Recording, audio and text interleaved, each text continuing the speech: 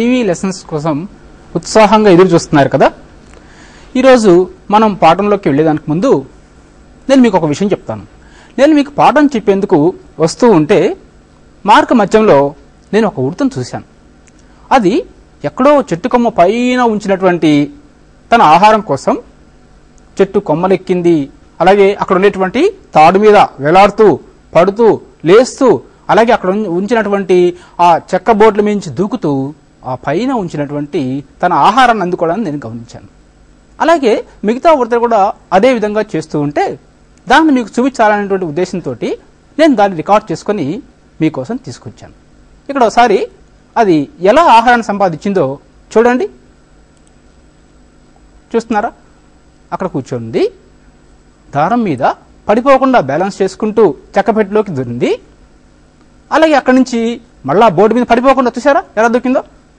దాని మీద నుంచి మళ్ళా ఇంకొక తాడిని పట్టుకుంది, బ్యాలెన్స్ చేసుకుంటూ పడిపోకుండా మళ్ళా ఇంకొక బోన్లోకి దూరింది. చూసారా?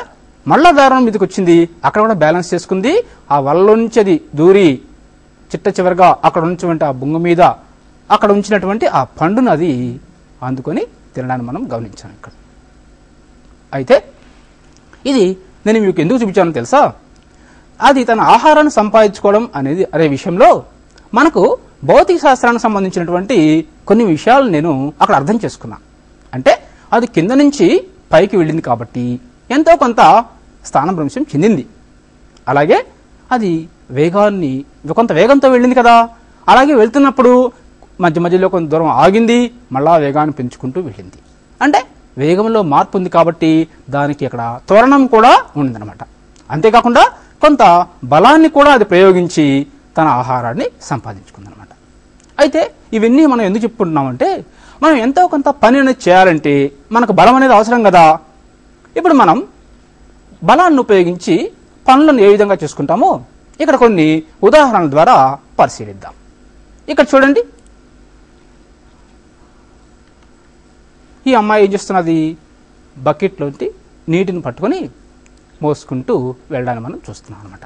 అంటే తన కండర బలాన్ని ఉపయోగించి తను ఆ నీటిని ఒక చోట నుంచి మరొక చోటకి తీసుకుని వెళ్తూ ఉన్నదనమాట. అంటే ఇక్కడ ఆ నీటిని మోసుకుని వెళ్ళాలి అంటే తనకేం అవసరం? బలం అనేది తనకు అవసరం అనమాట. అలానే ఇక్కడ నేను మీకు ఇంకొక పటాన్ని చూపిస్తాను, అది పరిశీలించండి. చూసారా? ఇక్కడేం జరుగుతున్నది? బావి లోపల ఉంచినటువంటి నీటిని బకెట్లో నింపుకొని దానిని అక్కడ తగిలించినటువంటి పుల్లి మీద గుండా ఆ నీటిని పైకి లాగుతున్నాను అనమాట. అంటే ఎక్కడో లోతుగా ఉండేటువంటి ఆ నీటిని ఆ పుల్లి సహాయంతో, అంటే గిలక అంటాం కదా, ఆ గిలక సహాయంతో తాడుతోటి కండర బలాన్ని ఉపయోగించి గురుత్వాకర్షణకు వ్యతిరేకంగా నీటిని పైకి లాగాం అనమాట. అంటే ఇక్కడ కూడా కొంత బలాన్ని ప్రయోగించడం అనేది జరిగిందనమాట. అలానే నేను మీకు ఇప్పుడు మరొక ఉదాహరణ చూపిస్తాను, దాన్ని గమనించండి. ఇక్కడ చూస్తున్నారా? ఈ కూలి వాళ్ళు ఏం చేస్తున్నారు? బండి మీద బరువుగా ఉండేటువంటి గోనె సంచులను నింపుకొని వేసుకొని దాన్ని వెనక నుంచి ఒకతను నెడుతున్నాడు, ముందు ఒకతను లాగుతూ ఉన్నాడు. అంటే ఈ నెట్టుట లాగుట అనేవి యాంత్రిక బలానికి ఉదాహరణ కదా. మరి ఆ విధంగా వాళ్ళు నెట్టుకుంటూ ఆ వస్తువును వాళ్ళ తలం మీద నెట్టుకుంటూ తీసుకుని వెళ్తున్నారు అనమాట. అయితే ఇక్కడ ఈ మూడు విషయాల్లో కూడా మనం గమనించింది ఏంటంటే, వస్తువుకి స్థానభ్రంశం కలిగించాలి అంటే మనం ఎంతో కొంత బలాన్ని ప్రయోగించవలసి ఉంటుంది అని మనకు తెలుస్తుంది అనమాట. ఇప్పుడు మనం కొన్ని రకాల బలాలను గురించి చూద్దాం. ఇక్కడ చూడండి, గురుత్వాకర్షణ బలం అంటే ఏంటో. చెట్టు మీద నుంచి ఆ పండు చెట్టు కొమ్మని వదలగానే భూమి మీద పడిపోయింది. అలా ఎందుకు పడుతుందో మీకు తెలుసా? భూమికి ఆకర్షణ బలం అనేది ఉంటుంది, దాన్నే మనం గురుత్వాకర్షణ బలం అని చెప్పుకుంటాం కదా. ఈ గురుత్వాకర్షణ బలం వల్ల ఆ వస్తువు కింద పడడం అనేది జరుగుతుంది అన్నమాట. కాబట్టి భూమి తన వైపుకు వస్తువులను ఆకర్షించేటువంటి ఆ ధర్మాన్ని మనం గురుత్వాకర్షణ బలంగా చెప్పుకుంటూ ఉంటాం అన్నమాట. అలానే ఇనుముతో చేసినటువంటి ఒక ఆట కారు బొమ్మని అయస్కాంతం ముందు ఉంచామనుకోండి, ఏమవుతుంది? ఆ ఇనుముతో చేసినటువంటి కారు బొమ్మ అయస్కాంతం వైపుకు లాగబడుతుంది అనమాట. ఇక్కడ ఒకసారి మీరు గమనించండి. చూస్తున్నారా, అయస్కాంతం ముందు కారు బొమ్మను పెట్టాను, అది వెంటనే అయస్కాంతం వైపుకు నడిచింది కదా. అంటే ఈ అయస్కాంతానికి ఆ ఇనుపు వస్తువును తన వైపు ఆకర్షించేటువంటి ధర్మం ఉందని మనకు తెలుస్తుంది అనమాట. మరి అయస్కాంతానికి ఉండేటువంటి ఆ బలాన్ని మనం అయస్కాంత బలంగా చెప్పుకోవచ్చు. అలాగే మనం పొడి జుట్టును దువ్వుకున్న తర్వాత ఆ దువ్వెను తీసుకెళ్ళి కాగితం ముక్కల ముందు ఉంచామనుకోండి, ఏమవుతుంది, ఆ కాగితం ముక్కలను దువ్వెన తన వైపుకు ఆకర్షిస్తుంది. ఇక్కడ ఒకసారి అది ఎలా జరుగుతుందో పరిశీలించండి. చూస్తున్నారా, కాగితం ముక్కల ముందు పొడిగా ఉండేటువంటి జుట్టు మీద దువ్వినటువంటి దువ్వెలను ఉంచినట్లయితే కాగితం ముక్కలు అన్నీ కూడా దానికి అంటుకున్నాయి. ఇది ఎలా జరిగిందో మీకు తెలుసా? మనము జుట్టును మరి దువ్వెనతో దువ్వుకున్నప్పుడు విద్యుత్ పూరణాలు దువ్వెన మీద ఏర్పడతాయి.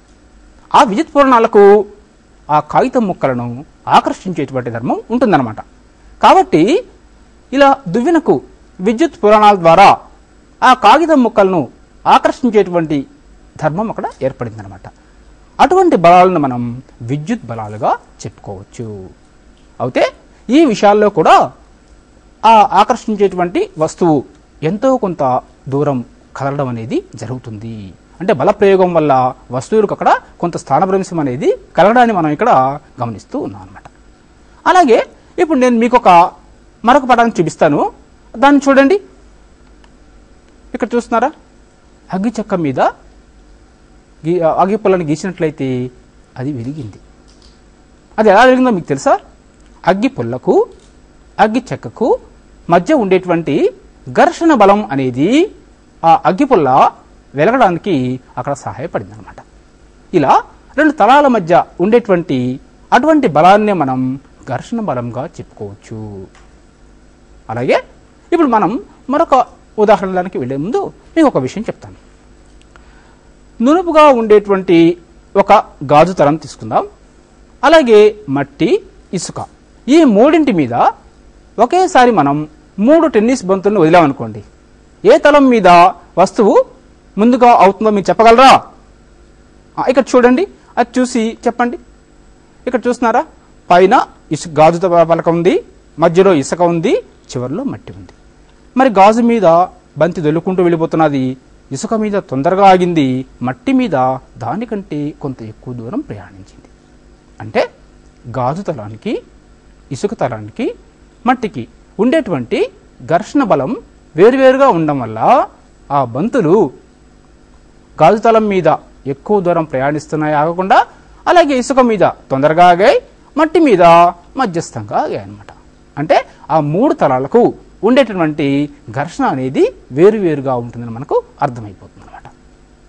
సో ఈ రకంగా మనం ఇప్పటి వరకు కొన్ని రకాల బలాలను గురించి చెప్పుకున్నాం.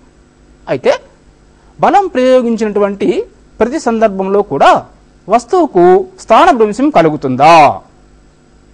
దానికి మీ సమాధానం ఏంటి? ఇక్కడ ఒకసారి మీరు ఈ ఉదాహరణని పరిశీలించి తర్వాత ఆ సమాధానాన్ని మీరు గుర్తించండి. ఇక్కడ చూస్తున్నారా, ఒకతను బరువుగా మరియు అంతేకాకుండా పెద్దగా ఉండేటువంటి ఒక రాయిని నెట్టేందుకు ప్రయత్నిస్తూ ఉన్నాడు. కానీ అది కొంత దూరం కూడా కదలటం లేదు. ఎందుకని? ఆ రాయిని జరిపేందుకు కావలసినటువంటి బలాన్ని అతను ప్రయోగించలేకపోతున్నాడు. కాబట్టి బలాన్ని ప్రయోగించినటువంటి ప్రతి సందర్భంలో కూడా వస్తువు స్థానభ్రంశం చెందాలి అనేటటువంటి నియమము ఏమీ లేదు. అయితే ఇలాంటి బరువుగా ఉండేటువంటి వస్తువులను, పెద్ద పెద్ద వస్తువులను మనం సులభంగా జరిపేందుకు కొన్ని పరికరాలను, యంత్రాలను ఉపయోగిస్తూ ఉంటాం కదా. ఇక్కడ ఒకసారి చూడండి, చూస్తున్నారా, ఇక్కడ పెద్ద స్ప్రింగ్ ఉంది. ఆ స్ప్రింగ్ మొదలను గట్టిగా వెనుకకు లాగుదాం. లాగేసి ఆ మొదలకు ముందు ఒక పెద్ద బరువుగా ఉండేటువంటి పెద్ద గోళాన్ని ఉంచుదాం. చేతిని ఒక్కసారిగా వదిలినట్లయితే ఆ స్ప్రింగ్కు ఉండేటువంటి శక్తి వల్ల ఆ వస్తువు సులభంగా ముందుకు నెట్టడాన్ని మనం గమనించవచ్చు కదా. కాబట్టి అతి పెద్దవైనటువంటి వస్తువులను, బరువుగా ఉండేటువంటి వస్తువులను మనం అనేక యంత్రాలు లేదా పరికరాల సహాయంతో స్థానభ్రంశం కలిగించవచ్చు అని మనకు తెలుస్తూ ఉందన్నమాట. అయితే ఇప్పటి వరకు మనం అనేక విషయాల గురించి చెప్పుకున్నాం కదా. మరి ఇప్పుడు ఒకసారి మనం బలం యొక్క నిర్వచనాన్ని చూద్దాం. వస్తువుల నిశ్చల స్థితిని కానీ సమవేగంతో రుజుమార్గంలో పోయే వస్తు స్థితిని గాని మార్చేది లేక మార్చడానికి ప్రయత్నించే దానిని బలం అని అంటారు. వస్తువుల స్థితిని గాని సమవేగంతో రుజుమార్గంలో పోయే వస్తువు యొక్క స్థితిని కానీ మార్చేది లేక మార్చడానికి ప్రయత్నించే దానిని బలం అని అంటారు. అయితే ఈ బలాలకు వస్తువు యొక్క గమనాలకు సంబంధించి ప్రముఖ భౌతిక శాస్త్రవేత్త న్యూటన్ అనే అతను కొన్ని గమన నియమాలను ప్రతిపాదించాడు. ఆ గమన నియమాల సహాయంతో మనం అనేక ప్రయోగాలు చేసి అనేక ఫలితాలను పొందుతున్నాం అన్నమాట. మరి అటువంటి మహాశయుణ్ణి ఒకసారి నేను మీకు చూపిస్తాను. ఇక్కడ చూడండి, చూసారా, ఈయనే న్యూటన్ అంటే. భౌతిక శాస్త్రంలో ఈయన అనేక ప్రయోగాలు చేశారు, చాలా సిద్ధాంతాలను నియమాలను మనకు ప్రతిపాదించారు. ఆ నియమాలను మనం ఈరోజు కూడా ఉపయోగించుకుంటూ ఎన్నెన్నో కొత్త విషయాలను మనం తెలుసుకుంటూ ఉన్నామన్నమాట. కాబట్టి ఈరోజు మనం న్యూటన్ గమన నియమాలు, అందులోని ద్రవ్య వేగ నిత్యత్వ నియమం గురించి తెలుసుకుందాం. న్యూటన్ గమన నియమాలు మరియు ద్రవ్య వేగ నిత్యత్వ నియమం. అయితే మొట్టమొదటిగా న్యూటన్ మొదటి గమన నియమాన్ని గురించి తెలుసుకుందాం. న్యూటన్ మొదటి గమన నియమం ప్రకారం ఏ బాహ్యబలం పనిచేయనంత వరకు నిశ్చల స్థితిలో ఉన్న వస్తువు అదే స్థితిలోనూ, రుజుమార్గంలో సమవేగంతో ప్రయాణించే వస్తువు అదే గమన స్థితిలోనూ ఉంటుంది అని మనకు న్యూటన్ మొదటి గమన నియమం తెలియజేస్తుంది అన్నమాట. మరలా ఒకసారి న్యూటన్ మొదటి గమన నియమాన్ని చూడండి. ఏ బాహ్యబలం పనిచేయకపోతే నిశ్చల స్థితిలో ఉన్న వస్తువు అదే స్థితిలోనూ, సమవేగంతో రుజుమార్గంలో గమిస్తున్న వస్తువు అదే గమన స్థితిలోనూ ఉండిపోతుంది. అర్థమైందా? ఇప్పుడు మనం ఈ న్యూటన్ మొదటి గమన నియమము మనకు ఒక భౌతిక శాస్త్రంలో ఉండేటువంటి ఒక రాశిని గురించి చాలా వివరంగా తెలియజేస్తుంది అన్నమాట. అదేంటంటే జడత్వం అనేటువంటి విషయం. అయితే ఈ న్యూటన్ మొదటి నియమాన్ని అర్థం చేసుకునేందుకు ఒక ఉదాహరణని మనం ఇక్కడ పరిశీలిద్దాం. ఇక్కడ చూడండి, ఈ బల్ల మీద ఏ అనేటువంటి ఒక గోళాన్ని ఉంచాం. దాని మీద ఎటువంటి బలం పనిచేయనంత వరకు అది అలాగే విరామ స్థితిలోనే ఉంటుంది. మరి ఇప్పుడు ఇక్కడ చూడండి, మరి బి అనేటువంటి మరొక గోళాన్ని ఉంచాం. దాని మీద బలం ప్రయోగించినట్లయితే అది గమనించడాన్ని మనం అది పరిశీలించవచ్చు అన్నమాట. అంటే ఈ ఏ అనేటువంటి గోళము ఎటువంటి బలం దాని మీద ప్రయోగించకపోవడం వల్ల అది నిశ్చల స్థితిలోనే ఉంది. మరి బి గోళం మీద బలం ప్రయోగించడం వల్ల అది గమనం చెందడాన్ని మనం ఇక్కడ పరిశీలించవచ్చు అన్నమాట. కాబట్టి వస్తువు నిశ్చల స్థితిలో ఉన్నా, గమన స్థితిలో ఉన్నా, దాని స్థితిలో మార్పు తీసుకురావాలి అంటే ఎంతో కొంత బలం అనేది అవసరమని మనకు తెలుస్తూ ఉంటుందన్నమాట. అయితే ఈ మొదటి నియమము జడత్వము అనేటువంటి రాశిని గురించి చాలా వివరంగా తెలియజేస్తుంది అన్నమాట. ఇప్పుడు ఒకసారి మనం ఆ జడత్వం అంటే ఏంటో చూద్దాం. ఇక చూడండి, జడత్వం యొక్క నిర్వచనాన్ని: బాహ్య బల ప్రభావం లేకపోతే నిశ్చల స్థితిలో ఉన్న వస్తువు అదే స్థితిలోనూ, సమవేగంతో రుజుమార్గంలో పోయే వస్తువు అదే గమన స్థితిలోనూ ఉండడానికి ప్రయత్నించే వస్తు ధర్మాన్నే జడత్వం అని అంటారు. అంటే వస్తువులు నిశ్చల స్థితిలో ఉండేవి ఎల్లప్పుడూ నిశ్చల స్థితిలో ఉండేందుకే ప్రయత్నిస్తాయి. గమనంలో ఉండేటువంటి వస్తువులు ఎప్పుడు గమనంలో ఉండేందుకే ప్రయత్నిస్తూ ఉంటాయన్నమాట. మరి వాటి స్థితిలో మార్పు తేవాలి అంటే ఎంతో కొంత బాహ్య బలం అనేది అవసరమని మనకు తెలుస్తూ ఉంటుందన్నమాట. ఇప్పుడు మనం ఈ జడత్వం అనేటువంటి విషయాన్ని కొన్ని ఉదాహరణల ద్వారా పరిశీలిద్దాం. మీకు క్యారమ్ బోర్డు ఆడడం అంటే చాలా ఇష్టం కదా. మరి ఆ క్యారమ్ బోర్డులో మనం నలుపు కాయలను అలాగే ఆ పసుపచ్చ కాయలను ఒకదాని తర్వాత ఒకటి పక్కనే ఉంచి ఒకదానిపైన ఒకటి ఉంచుతాం. స్ట్రైగర్ తోటి ఒక కాయని కొట్టినట్లయితే ఏ కాయనైతే స్ట్రైగర్కి తగులుతుందో అది మటుకే బోర్డు మీద కదులుతుంది, మిగతావన్నీ కూడా బోర్డు మీద అలాగే నిలబడతాయి కదా. ఇక్కడ ఒకసారి దాన్ని గమనించండి. చూసారా, క్యారమ్ బోర్డు మీద మనం కాయిన్స్ని ఉంచాము. ఈ స్ట్రైగర్ తోటి మనం ఇప్పుడు కాయన్ని కొడదాం. చూసారా, కాయ తగలగానే ఏమైంది, ఆ అట్టడుగు ఉన్నటువంటి కాయానికి మటుకే స్ట్రైగర్ తగిలింది కాబట్టి అది గమనంలోకి వచ్చింది. కానీ మిగతా కాయల్లో ఎటువంటి మార్పు రాకుండా అవి స్ట్రైకర్ మీద అలాగే ఉండిపోయాయి అన్నమాట. అంటే ఆ అట్టడుగు కాయిన్ మీద మటుకే బలం పనిచేసింది కాబట్టి అది గమనాన్ని పొందింది. మిగతా కాయిన్స్కి ఆ స్ట్రైకర్ తగలకపోవడం వల్ల, అంటే బాహ్య బలం పనిచేయకపోవడం వల్ల అవన్నీ అలాగే విరామ స్థితిలో ఉన్నాయి. ఇటువంటి జడత్వాన్ని నిశ్చల జడత్వము అని అంటారన్నమాట. అలాగే ఇప్పుడు మనం నిశ్చల జడత్వానికి మరొక ఉదాహరణని చూద్దాం. ఒక గాజు బీకర్ని తీసుకుందాం. ఆ గాజు బీకర్ మీద ఒక అట్ట ముక్కను ఉంచుతాం. అట్ట ముక్క మీద ఒక గాజు గోళీ ఉంచి అట్ట ముక్కను ఒక్కసారిగా లాగినట్లయితే ఆ గాజు గోళీ గాజు బీకర్లో పడిపోవడాన్ని మనం గమనించవచ్చు. అది ఎలా జరుగుతుందో ఇప్పుడు మీరు ఇక్కడ చూడండి. ఇక్కడ చూస్తున్నారా? ఇక్కడ ఒక గాజు బీకర్ ఉంది, దాని మీద ఒక అట్ట ముక్కను ఉంచాం, అట్ట ముక్క మీద గాజు గోళాన్ని ఉంచాం. అట్ట ముక్కను ఒక్కసారి లాగేద్దాం. లాగంగానే ఏమైంది? ఆ బంతి దానిలో పడిపోయింది. అంటే లాగక ముందు అది నిశ్చల స్థితిలో ఉన్నది, అట్ట ముక్కను లాగేయగానే దానికి గమనం అనేది వచ్చేసింది. ఇది కూడా నిశ్చల జడత్వానికి ఒక ఉదాహరణ. అంటే ఈ నిశ్చల జడత్వంలో మనకి ఏమర్థమవుతుంది?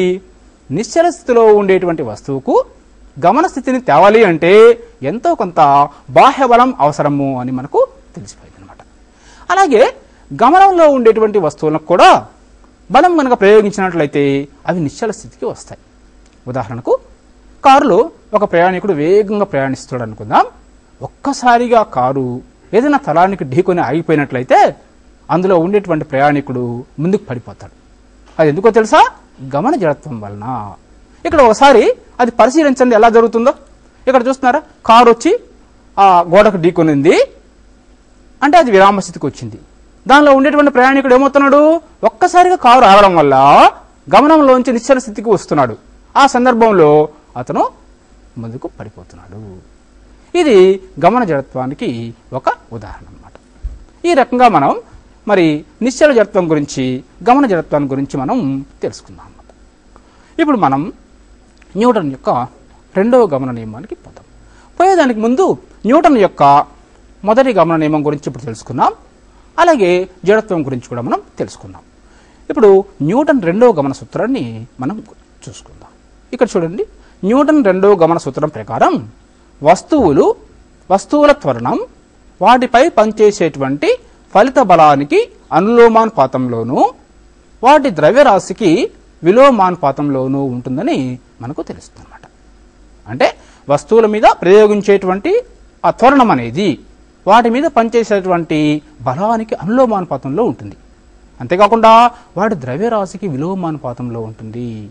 అంటే వస్తువు మీద ఎక్కువ బలం ప్రయోగిస్తే ఎక్కువ త్వరణం వస్తుంది, తక్కువ బలం ప్రయోగిస్తే తక్కువ త్వరణం వస్తుందని మనకు అర్థమవుతుంది అన్నమాట.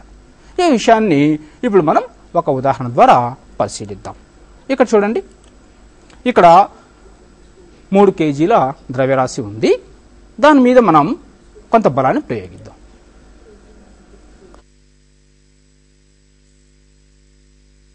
ఎఫ్ అనేటువంటి బలం ప్రయోగించడం వల్ల దానికి 1 మీటర్/సెకండ్² అనేటువంటి త్వరణం వచ్చిందనమాట. అంటే ఈ ద్రవ్యరాశి ఎక్కువగా ఉండడం వల్ల ప్రయోగించినటువంటి బలము వస్తువుకు 1 మీటర్/సెకండ్² అన్నటువంటి త్వరణాన్ని అందజేసింది అనమాట. మరి అలాగే ఇక్కడ గమనించండి, ఇప్పుడు ద్రవ్యరాశిని తగ్గించాం, 1 kg తీసుకున్నాం, కానీ బలం మటుకు అంతే బలాన్ని మనం ప్రయోగిద్దాం. మరి త్వరణం ఏమైంది? ఎక్కువైంది. 3 మీటర్లు/సెకండ్² అనేటువంటి త్వరణం దానికి వచ్చేసింది అనమాట. అంటే సమాన బలాన్ని 2 వేరువేరు ద్రవ్యరాశుల మీద ప్రయోగించడం వల్ల వాటిలో ఏర్పడేటువంటి త్వరణాలు మారాయి అని మనకు అర్థమవుతుంది అనమాట. దీని నుంచి మనకేమర్థమవుతుంది? ఒకే బలాన్ని 2 వేరువేరు ద్రవ్యరాశుల మీద ప్రయోగించినప్పుడు వాటికి త్వరణము వేరువేరుగా ఉంటుంది. తక్కువ ద్రవ్యరాశికి ఎక్కువ త్వరణం ఉంటుంది, ఎక్కువ ద్రవ్యరాశికి తక్కువ త్వరణం ఉంటుంది మనకు అర్థమవుతుంది.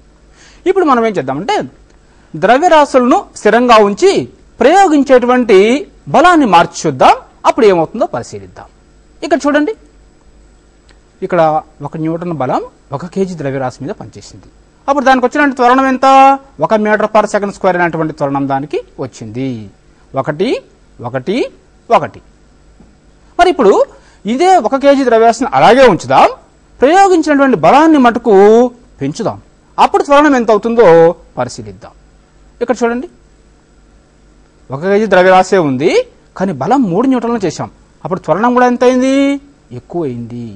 దీని నుంచి మనకేమర్థమవుతుందంటే, ద్రవ్యరాశులను స్థిరంగా ఉంచి బలాలను మార్చినట్లయితే ఎక్కువ బలం ప్రయోగించినటువంటి ద్రవ్యరాశికి ఎక్కువ త్వరణం, తక్కువ బలం ప్రయోగించినటువంటి ద్రవ్యరాశికి తక్కువ త్వరణం వస్తుందని మనకు అర్థమవుతుంది అనమాట.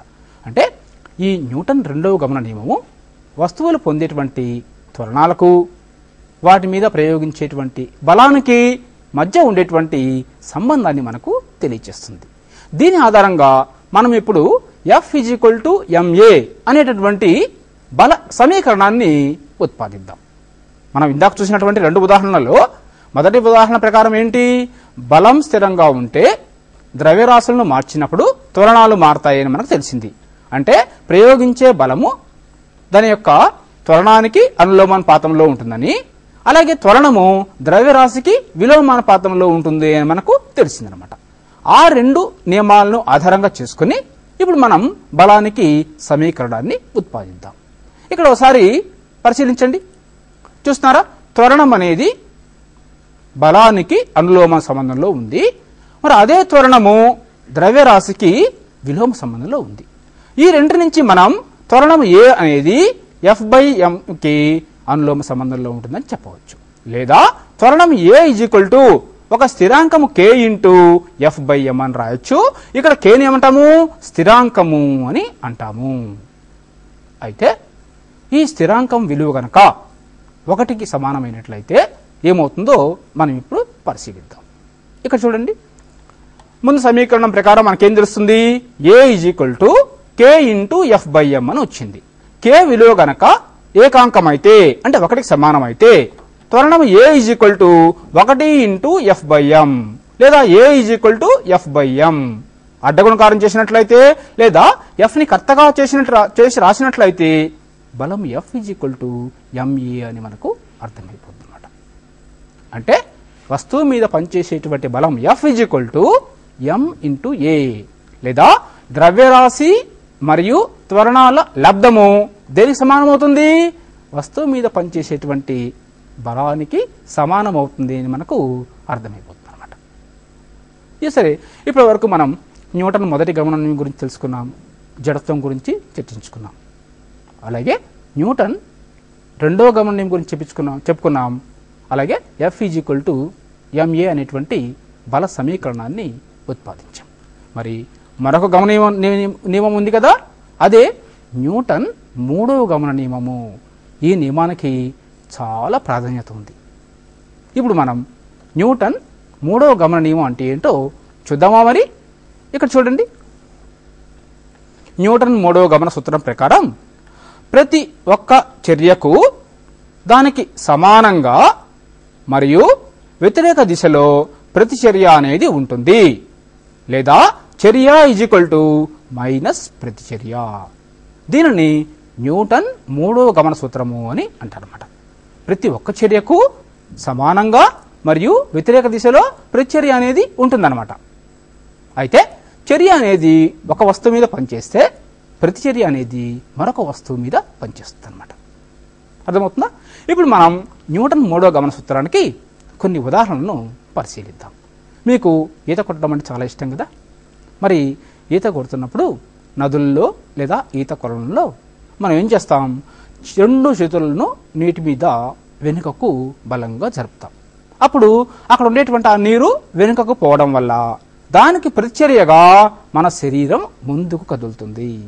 కాబట్టి చేతులతోటి ఆ నీటిని వెనుకకు తోయడం అనేది చర్య అయితే దానికి ప్రతిచర్యగా మన శరీరం ముందుకు కదులుతుంది. ఇక్కడ ఒకసారి ఈ పటాన్ని చూడండి. ఇక్కడ చూస్తున్నారా? చేతులతోటి నీటిని వెనక్కి నెడుతున్నారు, వాళ్ళు ముందుకు వెళ్ళిపోతున్నారు అన్నమాట. గమనిస్తున్నారా? ఇది న్యూటన్ మూడవ గమన సూత్రానికి ఒక చక్కటి ఉదాహరణ. అలాగే గుర్రము నేల మీద పరిగెడుతూ ఉన్నప్పుడు తన గిట్టలతోటి నేలను బలంగా నొక్కుతుంది. కాబట్టి గిట్టలతో నేలని బలంగా నొక్కడాన్ని చర్యగా మనం భావించినట్లయితే దానికి ప్రతిచర్యగా గుర్రము ముందుకు పరిగెడుతుంది అనమాట.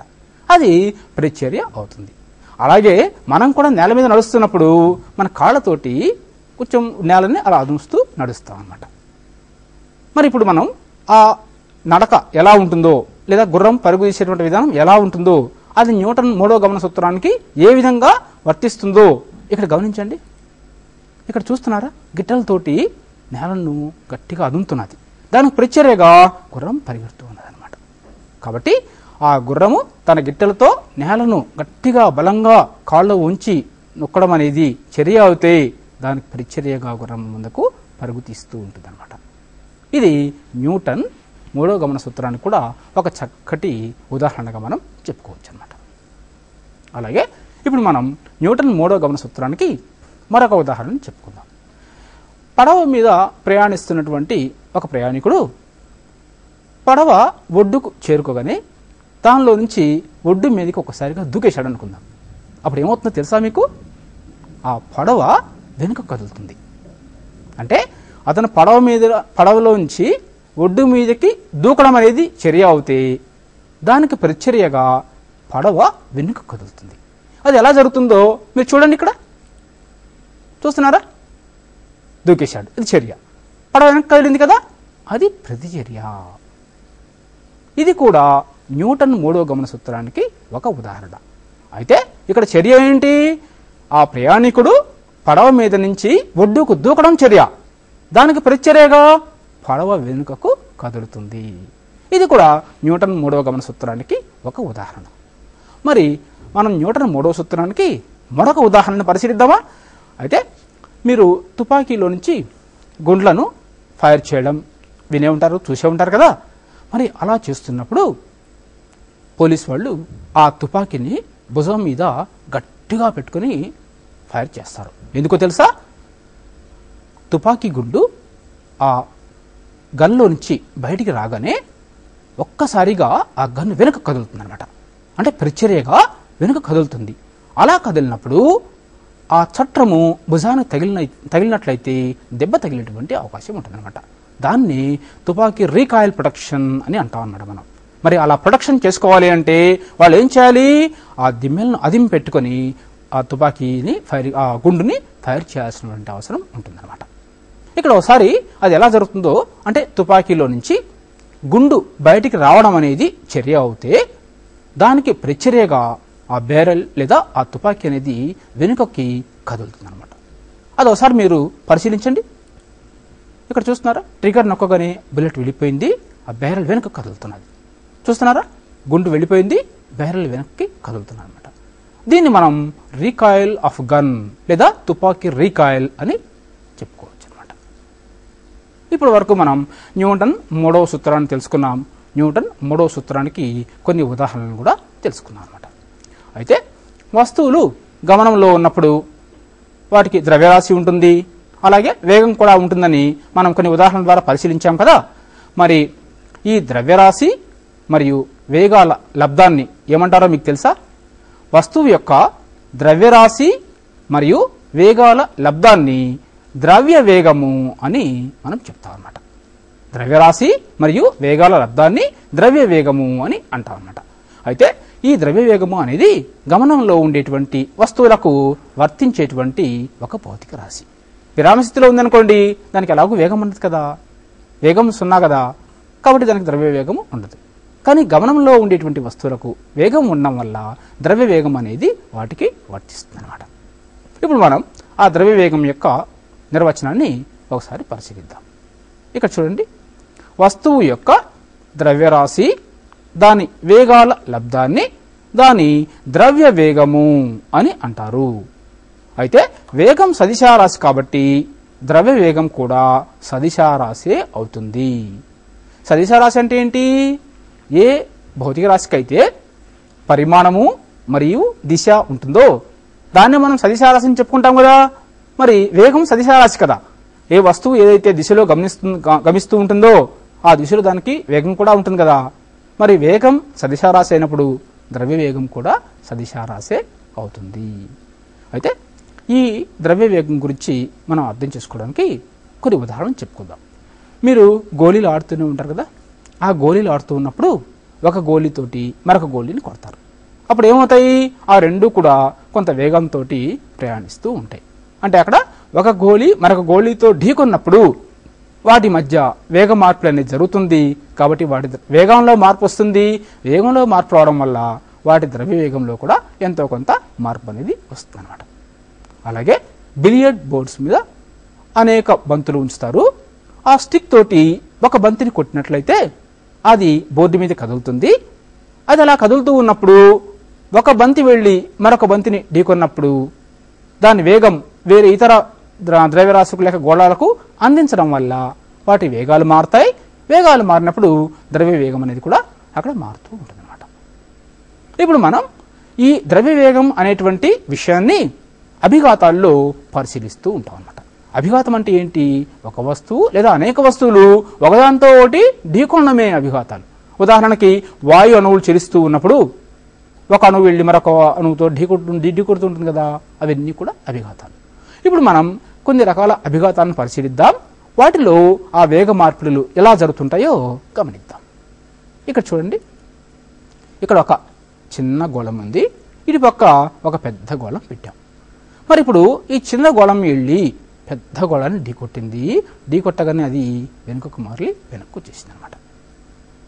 అంటే ఇది వెళ్ళి దాన్ని ఢీకొట్టింది కొంత వేగంతో. మరి ఢీకొట్టిన తర్వాత దాని వేగంలో మార్పు రావచ్చు, అప్పుడు అది వెనుకకు మారింది అనమాట. మరి ఈ విధంగా ప్రయాణిస్తూ వేరే వస్తువులతోటి అది అభిఘాతం జరుపుతున్నప్పుడు వాటి యొక్క వేగాల్లో మార్పు జరగడం గమనించవచ్చు. అయితే ఇక్కడ చిన్న గోళం వెళ్ళి పెద్ద గోళంతో ఢీకొట్టింది. మరి ఈ ఉదాహరణలో గమనించండి, ఇక్కడ ఏమవుతున్నది? ఒక పెద్ద గోళం ఉంది, అది వెళ్ళి ఒక చిన్న గోళాన్ని ఢీకొట్టడాన్ని మనం గమనిద్దాం. ఇక్కడ చూడండి, ఢీకొట్టింది. ఢీకొట్టగానే ఏమైపోయింది? అది వేగంతో ప్రయాణించింది. ఢీకొనక ముందు అది విరామ స్థితిలో ఉండింది. ఢీకొట్టిన తర్వాత ఏమైంది? వేగంతో అది ప్రయాణించింది. అంటే దాని యొక్క వేగంలో మార్పు వచ్చింది కదా, చిన్న గోళం యొక్క వేగంలో మార్పు వచ్చింది కదా, అలాగే దాని ద్రవ్య వేగంలో కూడా మార్పు వచ్చింది అనమాట. అలాగే రెండు సమానంగా ఉండేటువంటి ద్రవ్యరాశులు ఒకదానితోనొకటి ఢీకొన్నప్పుడు వాటి వేగాలు ఎలా మారుతాయో, వాటి ద్రవ్య వేగాలు ఎలా మారుతాయో మనం ఇప్పుడు పరిశీలిద్దాం. ఇక్కడ చూడండి, ఇక్కడ రెండు సమాన ద్రవ్యరాశులు ఉన్నాయి. వెనక ఉండేది వెళ్ళి ముందు దాన్ని ఢీకొట్టడం చూద్దాం. అది వెళ్ళి దాన్ని ఢీకొట్టింది, అప్పుడు అది గమనంలోకి వచ్చింది అనమాట. కాబట్టి ఇలాంటి సందర్భాల్లో అంటే అభిఘాతాలు లేదా వస్తువులు ఒకదానికొకటి ఢీకొట్టినప్పుడు వాటి యొక్క వేగాలు మార్పు చెందుతుంటాయి. అలా మార్పు చెందినప్పుడు వాటి ద్రవ్య వేగాల్లో కూడా ఎంతో కొంత మార్పు అనేది వస్తూ ఉంటుంది అన్నమాట. మరి ఇలాంటి మార్పుల గురించి మనకు ద్రవ్య వేగ నిత్యత్వ సూత్రము అనేది తెలియజేస్తుంది అన్నమాట. సరే, ఆ ద్రవ్య వేగ నిత్యత్వ సూత్రానికి వెళ్లే ముందు అసలు నిత్యత్వం అంటే ఏంటో తెలుసుకుందాం. నిత్యత్వం అంటే ఏం లేదు, చర్య లేదా అభిఘాతాలు జరుగుతూ ఉన్నప్పుడు చర్యకు ముందు ఉండేటువంటి ఆ వేగాల మొత్తం లేదా ద్రవ్య వేగాల మొత్తం చర్య జరిగిన తర్వాత లేదా అభిఘాతాల తర్వాత వేగాలు లేదా ద్రవ్య వేగాల మొత్తానికి సమానంగా ఉంటుంది. ఇక్కడ ఒకసారి మనం ఈ నిత్యత్వ సూత్రాన్ని కొన్ని ఉదాహరణల ద్వారా పరిశీలిద్దాం. ఇక్కడ చూడండి, ఇక్కడ ఒక ఐస్ ముక్కను ఉంచాం. ఈ ఐస్ ముక్కను ఈ డిజిటల్ బ్యాలెన్స్ మీద పెడదాం. చూసారా, దాని బరువు ఎంత ఉందో చూద్దాం. 100 గ్రాములు ఉంది కదా. మరి ఇప్పుడు అది మెల్లగా కరిగి అక్కడ నీటిని ఏర్పరుస్తుంది. ఆ నీటి ద్రవ్యరాశి ఎంత ఉంది? 100 గ్రాములే ఉందన్నమాట. అంటే కరగక ముందు ఐస్ ముక్క ద్రవ్యరాశి 100 గ్రాములు ఉండింది. కరిగిన తరువాత ఏర్పడినటువంటి నీటి యొక్క ద్రవ్యరాశి కూడా 100 గ్రాములు ఉంది. అంటే ద్రవ్యరాశిలో ఎటువంటి మార్పు కూడా లేదన్నమాట. దీన్ని మనం ద్రవ్యరాశి నిత్యత్వ నియమంగా చెప్పుకోవచ్చు. అలాగే మనం మీరు చపాతీలు చేస్తున్నప్పుడు ఆ గోధుమ పిండి ముద్దలను చూసింటారు కదా, 2 ముద్దలను మీ చేతిలోకి తీసుకోండి, వాటి ద్రవ్యరాశిని లెక్కించండి. వాటిని M1 మరియు M2 అనుకోండి. ఆ రెంటిని కలిపేసేసి ఒక పెద్ద ముద్దను చేయండి, దాని ద్రవ్యరాశిని లెక్కించండి, అది M3 అని అనుకోండి. మరి M3 ద్రవ్యరాశి దేనికి సమానం అవుతుంది? M1 మరియు M2ల ద్రవ్యరాశుల యొక్క మొత్తానికి సమానమవుతుంది. అంటే అక్కడ కూడా ఎటువంటి ద్రవ్య నష్టము అనేది జరగదు. అంటే అక్కడ ద్రవ్య నిశ్చిత్వ నియమాన్ని పాటిస్తుందన్నమాట. ఇక్కడ ఒకసారి ఈ పటంలో గమనించండి. ఇక్కడ చూస్తున్నారా, 1 కేజీ ద్రవ్యరాశి ఉంది, అలాగే 2 కేజీల ద్రవ్యరాశి ఉంది. ఈ రెండుని కలుపుదాం. చూస్తున్నారా, ఆ రెండు కూడా కలిసిపోతుంది. కలిసిపోయి ఒక పెద్ద గోళం ఏర్పడింది. దాని ద్రవ్యరాశి ఎంత ఉంటున్నది? 3 కేజీలు ఉంటున్నది. అంటే అక్కడ ఎటువంటి ద్రవ్య నష్టం కూడా జరగలేదన్నమాట. అయితే ఇదంతా కూడా ద్రవ్య నష్టము లేదా ద్రవ్యరాశి నష్టము జరగలేదు అని మనకు తెలియజేస్తారు అన్నమాట. ఇదే విధంగా మనం ద్రవ్యవేగ నిశ్చిత్వ నియమాన్ని కూడా మనం ఇప్పుడు ఉత్పాదిద్దాం. అసలు ద్రవ్యవేగ నిశ్చిత్వ సూత్రం మనకేం తెలియజేస్తుందంటే, అనేక వస్తువులు ఒకదానితో ఒకటి అనేక సార్లు ఢీకొట్టినప్పటికీ కూడా ఢీకొనక ముందు వాటి ద్రవ్య వేగాల మొత్తం ఢీకొట్టిన తరువాత వాటి ద్రవ్య వేగాల మొత్తానికి సమానంగా ఉంటుంది అని మనకు ఈ ద్రవ్యవేగ నిశ్చిత్వ సూత్రం తెలియజేస్తుంది అన్నమాట. ఒకసారి ఆ సూత్రాన్ని చూడండి. ద్రవ్యవేగ నిశ్చిత్వ సూత్రం: అనేక వస్తువులు ఒకదానికొకటి ఎన్నిసార్లు ఢీకొట్టినప్పటికీ వాటి తొలి ద్రవ్య వేగాల బీజీయ మొత్తము, అంటే ఢీకొనక ముందు వాటి తుది ద్రవ్య వేగాల బీజీయ మొత్తానికి సమానంగా ఉంటుంది. అంటే ఢీకొట్టిన తరువాత ద్రవ్య వేగాల మొత్తానికి సమానంగా ఉంటుంది అని ద్రవ్యవేగ నిశ్చిత్వ సూత్రం మనకు తెలియజేస్తుందన్నమాట. దీనికి మనం ఒక సమీకరణ పరంగా దీన్ని మనం ఇప్పుడు చర్చించుకుందాం, లేదా ద్రవ్యవేగ నిశ్చిత్వ సూత్రాన్ని సమీకరణంగా మనం ఇప్పుడు అర్థం చేసుకుందాం. ఇక్కడ చూడండి, ఇక్కడ m1 మరియు m2 అనేటువంటి 2 గోళాలు ఉన్నాయి. వాటి తుది వేగాలు u1 మరియు u2 అని అనుకుందాం. అయితే u1 వేగం u2 కంటే ఎక్కువగా ఉంది అని అనుకుందాం.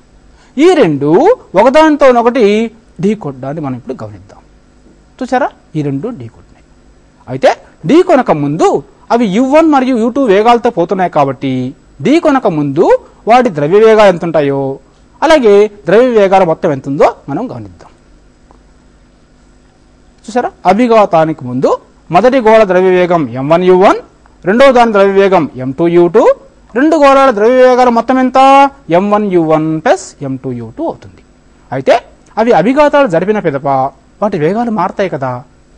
ఇక్కడ చూడండి, అభిఘాతం తర్వాత ఆ రెండు కూడా v1 మరియు v2 వేగాలతో పోతున్నాయి. మరి వేగాలు మారినప్పుడు వాటి ద్రవ్య వేగాలు కూడా మారుతాయి కదా. మరి అభిఘాతం పిదప వాటి ద్రవ్య వేగాలు ఎంత ఉంటాయో మనం గమనిద్దాం. ఇక్కడ చూడండి, మొదటి అభిఘాతం తరువాత మొదటి గోళం ద్రవ్య వేగం m1 v1, రెండవది m2 v2. రెండింటి యొక్క ద్రవ్య వేగాల మొత్తం ఎంత అవుతుంది? m1 v1 plus m2 v2 అవుతుంది అన్నమాట. అయితే మొదటి దాని ద్రవ్య వేగం m1 u1 నుంచి m1 v1 గా మారింది. రెండవది m2 u2 నుంచి m2 v2 గా మారింది. అంటే వాటి ద్రవ్య వేగాల్లో ఎంతో కొంత మార్పు అనేది వచ్చిందనమాట. ఆ మార్పులు ఎంత ఉంటాయో మనం ఇప్పుడు గమనిద్దాం. ఇక్కడ చూడండి, ఈ ద్రవ్య వేగంలో మార్పులు m2 v2 minus m2 u2, అలాగే m1 v1 minus m1 u1 అవుతుందన్నమాట. మరి ఇప్పుడు మనం రెండో గోళం ద్రవ్య వేగంలో మార్పును చర్యగా, మొదటి గోళం యొక్క ద్రవ్య వేగంలో మార్పును ప్రతిచర్యగా భావించి ఆ సమీకరణంలో మనం అటు ఇటు సర్ది రాయగా మనకేమొస్తుందో చూడండి. m1 u1 plus m2 u2 is equal to m1 v1 plus m2 v2 గా మనకు అర్థమవుతుంది అనమాట. అంటే అభిఘాతానికి ముందు రెండు గోళాల ద్రవ్య వేగాల మొత్తం అభిఘాతం తర్వాత రెండు గోళాల ద్రవ్య వేగాల మొత్తానికి సమానంగా ఉంటుంది అని మనకు అర్థమవుతుంది అనమాట. దీన్ని మనం ద్రవ్యవేగ నిశ్చిత సూత్రంగా చెప్పుకుంటాం. ఈ ద్రవ్యవేగ నిశ్చిత సూత్రం మీద ఆధారపడి రాకెట్లు పనిచేస్తూ ఉంటాయి. రాకెట్ల సహాయంతో మనం ఉపగ్రహాలను కక్షల్లో ప్రవేశపెడుతూ ఉంటాం. అంతేకాకుండా వాటి నుంచి మనం ఎంతో కొంత ఉపయోగం పొందుతూ ఉంటాం అన్నమాట. ఇప్పుడు మనం రాకెట్ యొక్క నిర్మాణాన్ని పరిశీలిద్దాం. ఇక్కడ చూడండి, ఈ రాకెట్లో ఈ ఆకుపచ్చలో రంగులో ఉండేది ఇంధనము, అలాగే ఎరుపు రంగులో ఉండేది ఆక్సిడైజర్, ఈ తెలుపు రంగులో ఉండేటువంటి రెండు భాగాలు కంప్యూటర్ కంట్రోల్ యూనిట్స్, అంతేకాకుండా ఇతర పంప్ సెట్స్ అని చాలా అమరికలు ఇందులో ఉంటాయన్నమాట. వీటన్నిటినీ ఒకదాని తర్వాత ఒకటి ఒక చట్రాల్లో అమరుస్తారు. ఇక్కడ గమనించండి, చూస్తున్నారా, వాటన్నిటినీ ఒకదానిపైన ఒకటి అమర్చేశారు. అలాగే వాటన్నిటిని సీల్ చేసేసారు. సీల్ చేసిన తర్వాత వాటిని తీసుకెళ్లి లాంచింగ్ ప్యాడ్ మీద పెట్టేశారు అనమాట. మరి ఇలా పెట్టినప్పుడు అక్కడ చూడండి ఆ రాకెట్ లోపల కంప్యూటర్ల సహాయంతో చర్య ఏ విధంగా జరుగుతుందో ఇక్కడ చూడండి. ఈ ఆక్సిజన్ గదిలో నుంచి ఆక్సిజన్ వచ్చి ఇక్కడ ఉండేటువంటి ఇంధనం గదిలో ఇంధనంతో చర్య జరుపుతుంది. చర్య జరపగానే దానిలో నుంచి జెట్ బయటకు వచ్చేస్తుంది అన్నమాట, వాయువులు. అలా రాగానే ఏమవుతుందో మీరు గమనించండి. ఇక్కడ చూస్తున్నారా, ఆ రాకెట్ వేగంగా ఆకాశంలోకి దూసుకొని వెళ్ళిపోతూ ఉంటుంది అనమాట. ఎంతో ఎత్తుకు అతి వేగంగా పోవడాన్ని మీరు గమనిస్తున్నారా. అయితే అది ప్రయాణంలో ఉన్నప్పుడు దాని నుంచి జెట్ అతి వేగంగా వెనుకకు వస్తూ ఉంది అనమాట. అంటే ఇది న్యూటన్ గమన సూత్రానికి ఒక ఉదాహరణే. చూస్తున్నారు ఇక్కడ, చూసారా జెట్ వేగం ఎంత వేగంగా వెనుకకు వస్తున్నదో చూసారా వాయువులు. అంటే ఈ వాయువులన్నీ కూడా వేగంగా వెనుకకు కదలడం అనేది చర్య అవుతాయి, రాకెట్ ముందుకు ప్రయాణించడం అనేది ప్రతిచర్య అవుతుంది. కాబట్టి ఈ రాకెట్ గమనం కూడా న్యూటన్ మూడో గమన సూత్రానికి ఉదాహరణగా మనం చెప్పుకోవచ్చు. అయితే ఈ రాకెట్లను ఆంధ్రప్రదేశ్లోని నెల్లూరు జిల్లాలో ఉండేటువంటి శ్రీహరికోటలో Satish Dhawan space research centre నుంచి రాకెట్లు మనం ప్రయోగిస్తూ ఉంటాం కదా. ఇక్కడ చూడండి, ఈ పైకి వెళ్ళినటువంటి రాకెట్ నుంచి ఉపగ్రహం కక్షలో ఎలా వస్తుందో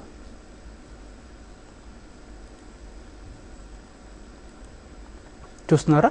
ఆ రాకెట్ నుంచి ఉపగ్రహం విడుదలైంది, అది భూమి చుట్టూతా గుండ్రంగా తిరుగుతూ ఉంటుంది. చూస్తున్నారా, ఆ ఉపగ్రహం ఆ భూమి చుట్టూతా ఎంచుకున్నటువంటి కక్షలో గుండ్రంగా అది తిరుగుతూ ఉంటుంది అన్నమాట. అలా తిరిగేటువంటి ఉపగ్రహాల వల్ల మనకు చాలా ఉపయోగాలు ఉంటాయన్నమాట. ఉదాహరణకి ఈరోజు మనం చూస్తున్నటువంటి ఈ టీవీ ప్రోగ్రామ్స్ కావచ్చు, ఉపయోగించేటువంటి టెలిఫోన్లు లేదా మొబైల్ ఫోన్ల వల్ల కూడా మనకు ఈ ఉపగ్రహాల నుంచి ఎంతో మనం ఉపయోగాలను పొందుతూ ఉన్నాం అన్నమాట. ఇప్పుడు మనం ఈ రాకెట్ యొక్క ఉపగ్రహాన్ని ఒక ఉదాహరణ ద్వారా పరిశీలిద్దాం. ఇక్కడ చూస్తున్నారా, ప్రసార కేంద్రం ఉంది, ఉపగ్రహం ఉంది, ఇల్లు ఉంది. మరి ఈ ప్రసార కేంద్రం నుంచి ఆ ప్రసారాలన్నీ కూడా ముందు ఉపగ్రహానికి చేరుతాయి, వాటి నుంచి మనకు ఇంటిని చేరుతాయి. ఇంటిపైన డిష్ యాంటనాలు ఉంటాయి, ఆ డిష్ యాంటనాలు ఉపగ్రహాల నుంచి వచ్చేటువంటి ఆ ప్రసారాల సిగ్నల్స్ని అందించుకొని మనకు అందిస్తాయి అన్నమాట. అంతేకాకుండా మనం ఈరోజు వాడేటువంటి ఈ మొబైల్ ఫోన్లు, టెలిఫోన్లు ఉన్నాయి కదా, అవి కూడా ఈ ఉపగ్రహాల వల్లనే మనకు జరుగుతూ ఉంటాయి అన్నమాట. మరి ఇక్కడ చూడండి, ఒకసారి చూస్తున్నారా, ఈ టెలిఫోన్ నుంచి ఉండేటువంటి ఆ పోల్స్ నుంచి వైర్ల నుంచి ప్రసారాలు వెళ్తున్నాయి. అలాగే ఇక్కడ ఉన్నటువంటి ఆ టెలిఫోన్ బాక్స్ నుంచి కూడా లోకల్ ఎక్స్చేంజ్కి, అక్కడ నుంచి మెయిన్ ఎక్స్చేంజ్కి వెళ్తాయి. అలాగే మొబైల్ నుంచి వచ్చేటువంటి ఇవి కూడా టవర్లకు వెళ్తున్నాయి ప్రసారాలు, అంటే సిగ్నల్స్. అక్కడ నుంచి అవి మొబైల్ ఎక్స్చేంజ్కి వెళ్తున్నాయి. ఇవన్నీ కూడా చిట్ట చివరగా వీటికి చేరుతాయి, శాటిలైట్కు చేరుతాయి. శాటిలైట్ చేరి అక్కడి నుంచి మనము దూరంగా అంటే అమెరికా, ఇంగ్లాండ్ వంటి ప్రదేశాల్లో ఉండేటువంటి వ్యక్తులతో మాట్లాడుతున్నప్పుడు ఆ ఎక్స్చేంజ్లకు చేరి అక్కడి నుంచి మనం మాట్లాడాలనుకున్నటువంటి వ్యక్తులతో అవి చేరుతాయి అన్నమాట. ఈ రకంగా మనం ఉపగ్రహాల సహాయంతో ఎన్నో ఉపయోగాలు పొందుతున్నాం. ఈరోజు నేను ఈ స్టూడియోలో చెప్తున్నటువంటి ఈ పాఠం కూడా మీరు చూస్తున్నారు అంటే దానికి కారణం కూడా అది ఉపగ్రహాల వల్లనే అవుతుందన్నమాట. మరి ఈ రకంగా మనకు ఉపగ్రహాల వల్ల ఎన్నో ఉపయోగాలు ఉన్నాయన్నమాట. అర్థమైందా? మరి ఈరోజు మనం న్యూటన్ గమన సూత్రాల గురించి, అంతేకాకుండా ద్రవ్యవేగ నిత్యత్వ సూత్రాల గురించి, రాకెట్ యొక్క నిర్మాణం గురించి, అంతేకాకుండా రాకెట్ యొక్క ఉపయోగాల గురించి తెలుసుకున్నాం కదా.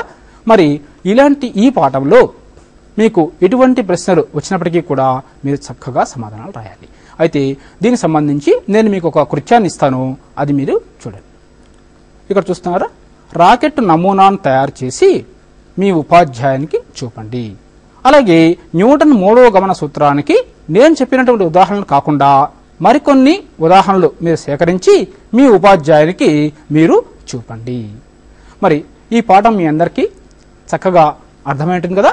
పరీక్షలో మరి ఎటువంటి కష్టమైనటువంటి ప్రశ్నలు మిమ్మల్ని అడిగినప్పటికీ కూడా మీరు వీటికి సంబంధించి చక్కగా సమాధానాలు రాయాలి.